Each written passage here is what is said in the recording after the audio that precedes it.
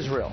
And Benjamin Netanyahu's stunning comeback to win his fourth term as prime minister. Jubilant, Netanyahu rallied supporters in Tel Aviv, telling them they achieved a great victory despite all the odds.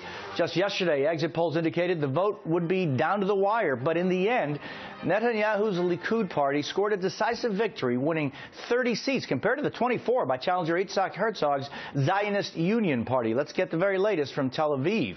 We're joined by BuzzFeed Middle East correspondent Sheera Frenkel. Sheera, good morning. What sealed the deal for Netanyahu? Well, it seems that it was a great deal of voters coming out at the very last minute, basing those votes on sort of an emotional compulsion to vote for Benjamin Netanyahu. I spoke to 3 people yesterday who told me that at the very last minute they changed their minds and decided to go to those ballots and vote for Netanyahu. All 3 of those people were not going to vote before, but they heard Netanyahu's sort of last-minute pleas saying that if they didn't come to vote, that there would be a left-wing government, that he could fall out of power, and they responded and came and voted. So what happens next in Parliament?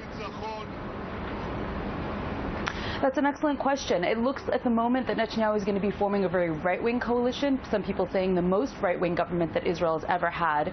The Zionist Union Party, which is the only sort of major centrist left group, has said that they won't join Netanyahu. They're going to be in the opposition. So that leaves him with very few choices in the center or the left that would really ally themselves with him. What we're probably going to see is a large coalition of religious parties, of pro-settlement parties, and it's going to be interesting to see what that coalition legislates and how they push Israel forward diplomatically. And so this Netanyahu victory, is it going to make a difference in, let's say, Middle East peace talks as well as the ongoing negotiations with Iran? Well, look, in the days before the election happened, Netanyahu went on this media blitz. And during that blitz, he said that he would not allow a Palestinian state under his rule. He may very well walk back those comments. That's left to be seen.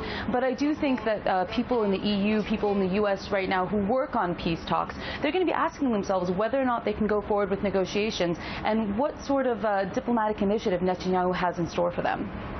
Sheera Frenkel, thank you so very much. Great to see you this morning. And now to a security scare developing